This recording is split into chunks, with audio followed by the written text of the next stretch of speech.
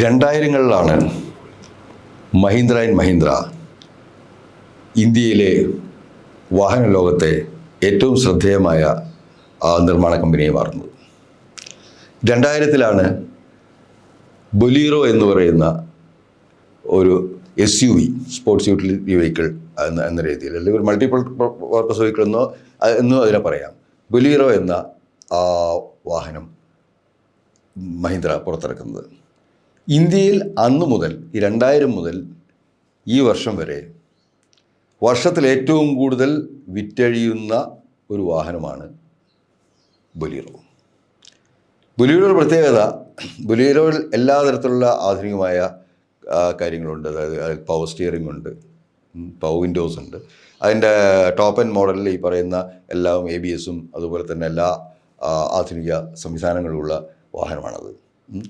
അതേസമയം അത് രണ്ട് തരം ഹൈവേകളിലും അതുപോലെ തന്നെ ഏറ്റവും ദുർഘടമായിട്ടുള്ള മലയോര റോഡുകളിലും ഒരുപോലെ ഉപയോഗിക്കാൻ സാധിക്കും എന്നുള്ളതാണ് അതിൻ്റെ ഏറ്റവും വലിയ പ്രത്യേകത. അതുപോലെ തന്നെ അതിൻ്റെ mHawk engine, 2200 cc mHawk engine ഏത് പരിസ്ഥിതികളിലും എത്ര ദൂരം വേണമെന്നുണ്ടെങ്കിലും എത്ര സമയം വേണമെന്നുണ്ടെങ്കിലും ഓടാൻ സന്നദ്ധമായിട്ടുള്ള ഒരു എൻജിനും, അതുപോലെ തന്നെ അത് ഉറച്ച നല്ല സ്റ്റീൽ ബോഡിയും, അതുപോലെ ഈ പറയുന്ന എല്ലാ ആധുനിക സൗകര്യങ്ങളുമുള്ള ഒരു വാഹനമാണ്. അതുകൊണ്ട് തന്നെ ഇന്ത്യയിലെ ഗ്രാമങ്ങളിലെല്ലാം തന്നെ, പ്രത്യേകിച്ച് വടക്കേ ഇന്ത്യയിൽ പൂർണ്ണമായിട്ടും ആളുകൾ ഉപയോഗിക്കുന്നത് ഈ ബൊലീറോ എന്ന വാഹനമാണ്. ആ ബൊലീറോ എന്ന വാഹനം യഥാർത്ഥത്തിൽ ഉത്തരേന്ത്യൻ ഗ്രാമീണൻ്റെ ഒരു സ്റ്റാറ്റസ് സിമ്പൽ ബൊലീറോ ആണ്. ഒരു ബൊലീറോ ഉള്ള ഒരു ഉടമസ്ഥൻ എന്ന് പറഞ്ഞു കഴിഞ്ഞിട്ടുണ്ടെങ്കിൽ അയാൾ ആ ഗ്രാമത്തിലെ ഒരു പ്രധാന വ്യക്തിയാണ് എന്ന് തന്നെയാണ് കാണുന്നത്. അതുപോലെ പലപ്പോഴും റോഡിൻ്റെ വലിയ ആവശ്യമൊന്നും ഇല്ലാത്തതുകൊണ്ട് ഈ വേനൽക്കാലങ്ങളിൽ കൊയ്ത്ത് കഴിഞ്ഞ് കിടക്കുന്ന പാടങ്ങളിലൂടെ ബൊലീറോ നിരത്തുണ്ടാക്കിക്കൊണ്ട് പോകുന്ന മറ്റു ഗ്രാമങ്ങളിലേക്ക് സഞ്ചരിക്കുന്ന കാഴ്ച വടക്കേ ഇന്ത്യയിൽ വളരെ സർവ്വസാധാരണമാണ്. അതായത് മഴക്കാലത്ത് പാടങ്ങളിൽ വെള്ളം നിറഞ്ഞിരിക്കുന്ന സമയത്ത് പോകാൻ പറ്റില്ല, പക്ഷേ വേനലായി കഴിഞ്ഞാൽ ഏത് ഗ്രാമത്തിലേക്കും ഈ ബൊലീറോ സഞ്ചരിക്കുന്നത് കാണാം. അങ്ങനെ ബൊലീറോ എന്ന് പറഞ്ഞാൽ വളരെ പോപ്പുലറായിട്ടുള്ള ഒരു വാഹനമായിട്ട്, അതിന് നമുക്ക് കാർ എന്ന് വിളിക്കാൻ പറ്റുമോ, അല്ലെങ്കിൽ അത് SUV എന്ന് പറയാൻ പറ്റുമോ, അല്ല MPV എന്ന് പറയാൻ പറ്റുമോ എന്ന് നമുക്ക് കൃത്യമായിട്ട് അതിനെ നിർവചിക്കാൻ സാധിക്കില്ല. എന്നാൽ ഇതെല്ലാം കൂടിയാണ്. ബൊലീറോ കാറാണ്, കാറിൻ്റെ എല്ലാ സൗകര്യങ്ങളും ഉണ്ട്. ഡോറുകളുണ്ട്, ഡോർ വിൻഡോസ് ഉണ്ട്, അതുപോലെ തന്നെ വളരെ സേഫായിട്ടുള്ള എല്ലാ കാര്യങ്ങളും അതിനകത്തുണ്ട്. അത് ഏത് ഓഫ് റോഡിലും പോകാൻ പറ്റുന്ന ഒരു ഓഫ് റോഡറാണ്. അതുപോലെ ഏത് ഹൈവേയിലും പോകാൻ പറ്റുന്ന ഒരു സാധാരണ കാറുമാണ്. അപ്പോൾ ഏറ്റവും കൂടുതൽ അവർ വിറ്റഴിക്കാൻ തുടങ്ങി. അതിനുശേഷമാണ് ഇതിൽ നിന്ന് അവർ സ്കോർപിയോ എന്ന ഈ ബൊലീറോയുടെ അപ്രൻറ്റ് മോഡൽ, സ്കോർപിയോ എന്നൊരു മറ്റൊരു വാഹനം, അത് കുറേ കൂടി വളരെ കംഫർട്ടബിൾ ആയിട്ടുള്ള വാഹനമാണ്. അത് ബൊലീറോയേക്കാൾ വലിയ, അതുപോലെ തന്നെ വളരെയധികം റോഡ് ക്ലിയറൻസ് ഉള്ള, 200 mm കൂടുതൽ റോഡ് ക്ലിയറൻസ് ഉള്ള ഒരു വലിയ വാഹനം. അതുപോലെ ഈ പറയുന്ന സ്കോർപിയോ അവർ നിർമ്മിച്ചു തുടങ്ങി. ഈ വാഹനങ്ങളെല്ലാം തന്നെ വലിയ തോതിൽ മാർക്കറ്റിൽ ചിലവാകാനും തുടങ്ങി. അതേസമയം അവർക്കുണ്ടായിരുന്നത് ഈ പറഞ്ഞ ഇതേ കാലഘട്ടത്തിൽ തന്നെയാണ് അവർ ഈ ലോഗനിലൂടെ അവർ കാറിൻ്റെ പരീക്ഷണത്തിലേക്ക് ഇറങ്ങുന്നത്. അത് കഴിയുമ്പോൾ ഈ പറയുന്ന ബൊലീറോ, സ്കോർപിയോ തുടങ്ങിയ മോഡലുകളിലൂടെ അവർ ഈ SUV രംഗത്തും ഇന്ത്യയിൽ ആധിപത്യം ഉറപ്പിച്ചു. ഇതേ സമയം തന്നെയാണ് അവർ കൊറിയൻ കമ്പനിയായ സാങ്യോങ്ങുമായിട്ട് കൊളാബറേറ്റ് ചെയ്യുന്നത്.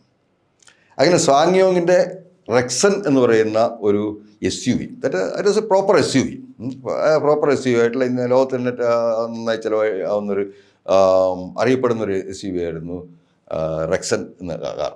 അത് ഇന്ത്യയിൽ പ്രൊഡ്യൂസ് ചെയ്തുകൊണ്ട്, സാങ്യോങ് റെക്സൺ പ്രൊഡ്യൂസ് ചെയ്തുകൊണ്ട് അവർ ഈ SUV സെഗ്മെൻറ്റിലേക്ക് നേരിട്ട് പ്രവേശിക്കുകയാണ്. റെക്സൺ അതൊരു അപ്പറൻറ്റ് വാഹനമായിരുന്നു. അതുകൊണ്ട് തന്നെ അത് വളരെയധികം വാഹനങ്ങൾ ഇവിടെ ചിലവായില്ല, പക്ഷേ അത് വളരെ സ്ട്രോങ് ആയിട്ടുള്ള വാഹനമാണ്, വളരെ പവർഫുൾ ആയിട്ടുള്ള വാഹനമായിരുന്നു. ആ വാഹനം ഒരു പ്രോപ്പർ ആയിട്ടുള്ള SUV ആയിരുന്നു. അങ്ങനെ സാങ്യോങ്ങുമായിട്ടുള്ള കൊളാബറേഷനിൽ റെക്സൺ ഇവിടെ മഹീന്ദ്ര നിർമ്മിച്ചു തുടങ്ങി. അതിൽ നിന്ന് സാങ്യോങ്ങിൻ്റെ പല മോഡലുകളും അവർ അഡാപ്റ്റ് ചെയ്ത് തുടങ്ങി. ഈ സാങ്യോങ്ങിൻ്റെ മോഡലുകളിൽ നിന്ന് പ്രചോദനം ഉൾക്കൊണ്ടുകൊണ്ട് ആദ്യം മഹീന്ദ്ര നിർമ്മിച്ച വാഹനമാണ് XUV 500. അതും ഈ സ്കോർപിയോയുടെ റേഞ്ചിൽ വരുന്ന ഒരു SUV ആയിരുന്നു. അത് നന്നായിട്ട് മാർക്കറ്റ് ചെയ്യപ്പെടുന്നു. ഇപ്പോഴും ഈ അടുത്ത കാലത്ത് അതിൻ്റെ പ്രൊഡക്ഷൻ നിർത്തി അത് വീണ്ടും പുതിയതായിട്ട് ഇറക്കാൻ പോകുന്നുണ്ട് അവർ. പക്ഷേ ആ പഴയ മോഡലിലെ പ്രൊഡക്ഷൻ നിർത്തുന്നതുവരെയും ഇപ്പോഴും നല്ല റോഡ് പ്രസൻസ് ഉള്ള ഒരു വലിയ വാഹനമാണ് XUV 500.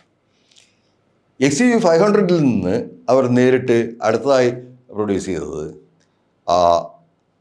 സാങ്യോങ്ങിൻ്റെ തന്നെ തിവോളി എന്ന് പറയുന്ന മോഡൽ. തിവോളി അത് യൂറോപ്പിൽ, പ്രത്യേകിച്ച് ഈസ്റ്റ് യൂറോപ്പിലും അതുപോലെ തന്നെ സൗത്ത് അമേരിക്കയിലുമൊക്കെ ധാരാളമായിട്ട് ഇപ്പോഴും കാണുന്ന വാഹനമാണ് തിവോളി.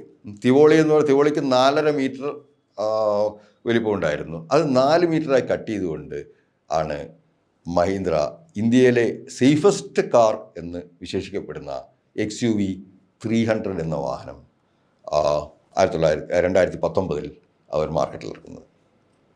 XUV 300 ഇന്ത്യയിലെ SUV മാർക്കറ്റിൽ ഏറ്റവും കൂടുതൽ ശ്രദ്ധിക്കപ്പെടേണ്ട വാഹനമായിരുന്നു. കാരണം ആ 4 വീലുകളിലും ഡിസ്ക് ബ്രേക്ക്, അതുപോലെ ഏറ്റവും ആധുനികമായിട്ടുള്ള എല്ലാ സജ്ജീകരണങ്ങളോടും കൂടി വന്ന വാഹനമാണ്. അതിന് ക്രാഷ് ടെസ്റ്റിങ്ങിൽ യൂറോപ്പിൽ 5 5 സ്റ്റാർ റേറ്റിംഗ് ഉള്ള ഏറ്റവും സേഫസ്റ്റ് ആയിട്ടുള്ള വാഹനമായിട്ടാണ് അവർ ഇന്ത്യയിലേക്ക് സാങ്യോങ്ങിൻ്റെ അടുത്ത മോഡൽ അവർ ഇറക്കുന്നത്. അതായത് XUV 500. അത് 500 എന്ന് പറഞ്ഞാൽ നമ്മൾ 500 എന്ന് പറയും, പക്ഷേ മഹീന്ദ്ര കമ്പനിക്കാർ പറയുന്നത് 500 എന്നാണ്. അതുപോലെ XUV 300 എന്ന് നമ്മൾ പറയുന്നത് അവർ പറയുന്നത് 300 എന്നാണ്. അപ്പോൾ കമ്പനിയുടെ ഭാഷയിൽ പറഞ്ഞു കഴിഞ്ഞാൽ XUV 300 അവർ പ്രൊഡ്യൂസ് ചെയ്ത് തുടങ്ങി. ഈ 300 നല്ല രീതിയിൽ തന്നെ അന്ന് നിലവിലുള്ള ഹുണ്ടായി ക്രെറ്റ, അതുപോലെ തന്നെ സോണറ്റ്, അതുപോലെ മാരുതിയുടെ ബ്രസ, ഇത്തരം കാറുകളോട് കോമ്പീറ്റ് ചെയ്തുകൊണ്ട് അത് മാർക്കറ്റിൽ ഉണ്ട്. അതിനുശേഷം അവർ ഈ സാങ്യോങ്ങുമായിട്ടുള്ള കൊളാബറേഷൻ ഇപ്പോഴവർ 2022 അവർ അവസാനിപ്പിച്ചു. സാങ്യോങ് കമ്പനി വേറെ ഒരു യൂറോപ്യൻ കമ്പനി വാങ്ങുകയും ചെയ്തു. പക്ഷേ എന്നാൽ അവർ സാങ്യോങ്ങിൽ നിന്ന് എടുത്തിട്ടുള്ള ഈ ടെക്നോളജി, അതുപോലെ തന്നെ അതിൻ്റെ മോഡലുകളും വെച്ചുകൊണ്ടാണ് ഇപ്പോൾ അവരിറക്കിയിരിക്കുന്ന 300-ന് ശേഷം, XUV 300 ശേഷം അവർ XUV 700 എന്ന് പറഞ്ഞു, 700 എന്ന് പറഞ്ഞ് വലിയൊരു, അതായത് ഏകദേശം അതിൻ്റെ വലിപ്പം എന്ന് പറഞ്ഞു കഴിഞ്ഞാൽ ഏകദേശം ഇന്നോവയുടെ അതേ വലിപ്പമുള്ള വാഹനമാണ്, 7 സീറ്റർ. അതും ഏറ്റവും ആധുനികമായ ഫീച്ചറുകളോടുകൂടിയും ഏറ്റവും സേഫായിട്ടുമാണ് നിർമ്മിച്ചിരിക്കുന്നത്. അത് ഇപ്പോൾ ധാരാളം മാർക്കറ്റിലേക്ക് പോകുന്നുണ്ട്. ഈ XUV 300 അല്ലെങ്കിൽ 300 എന്ന് പറയുന്ന വാഹനത്തിൻ്റെ പുതിയ പതിപ്പ് ഇപ്പോൾ മാർക്കറ്റിൽ അവർ ഇറക്കിയിട്ടുണ്ട്. അത് XUV 3XO എന്നുള്ള പേരിലാണ് വരുന്നത്. അതും മാർക്കറ്റിൽ ധാരാളമായിട്ട് ഇപ്പോൾ വരുന്നുണ്ട്, മാർക്കറ്റിൽ വരുന്നത്. അതിന് വേറെ വ്യത്യാസമൊന്നുമില്ല, 300 ആയിട്ട് വേറെ കൂടുതൽ വ്യത്യാസങ്ങളൊന്നുമില്ല. അതിന് ഉള്ള വ്യത്യാസം എന്താ വെച്ചാൽ അതിൻ്റെ മോഡൽ, അതിൻ്റെ ബാക്കിയുള്ള ഔട്ടർ മോഡൽ, ഫ്രണ്ട് ഗ്രില്ല്, അതുപോലെ തന്നെ ബാക്ക് പാർട്ട്, ഇതിലെല്ലാം തന്നെ വ്യത്യാസങ്ങളുണ്ട്. പിന്നെ അതിലെ ഡാഷ്ബോർഡിലും മറ്റേ 7 ഇഞ്ച് സ്ക്രീനിന് പകരം 10 ഇഞ്ച് സ്ക്രീൻ വന്നിട്ടുണ്ട്. അങ്ങനെയുള്ള കുറച്ച് വ്യത്യാസങ്ങളേ ഉള്ളൂ. ബാക്കി എല്ലാ രീതിയിലും അതിൻ്റെ എഞ്ചിനും മറ്റു പാർട്ടുകളെല്ലാം തന്നെ 300 തന്നെയാണ്. അതും ഇപ്പോൾ നല്ല രീതിയിൽ മാർക്കറ്റിൽ മൂവ് ചെയ്യുന്നുണ്ട്. അപ്പോൾ ഈ ഇന്ത്യയിലെ പുതിയ വാഹന നിർമ്മാതാക്കളോട് മത്സരിച്ചുകൊണ്ട് നിലനിന്ന ഏക കമ്പനി, പഴയ കമ്പനിയാണ് മഹീന്ദ്ര. ഇന്ത്യയിലെ പുതിയ എല്ലാ വാഹന നിർമ്മാതാക്കളോടും കോമ്പീറ്റ് ചെയ്തുകൊണ്ട് അവരിൽ ഇപ്പോഴും വാഹന നിർമ്മാണത്തിൽ 1ാം സ്ഥാനത്ത് നിൽക്കുന്ന കമ്പനി ഏതാണെന്ന് ചോദിച്ചാൽ മഹീന്ദ്ര ആൻഡ് മഹീന്ദ്രയാണ്.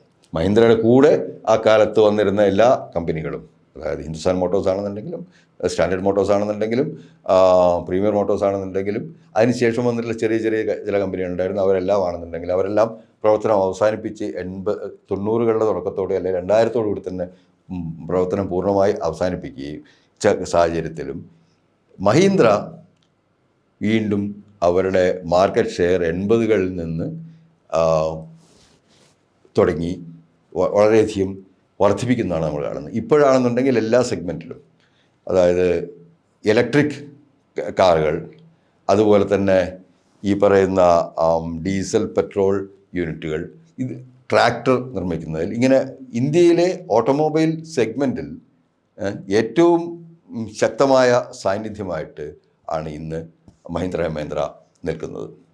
അതിന് പ്രധാനപ്പെട്ട കാരണം ആ കമ്പനി തുടങ്ങിയത് മുതൽ ഉണ്ടായിരുന്ന ആ ഡിറ്റർമിനേഷനും, അതുപോലെ തന്നെ ആ കമ്പനി നടത്തിപ്പിൽ ആദ്യം മുതൽ അവരെ പുറത്തു വന്നിരുന്ന വലിയ മാന്യതയുമാണ്.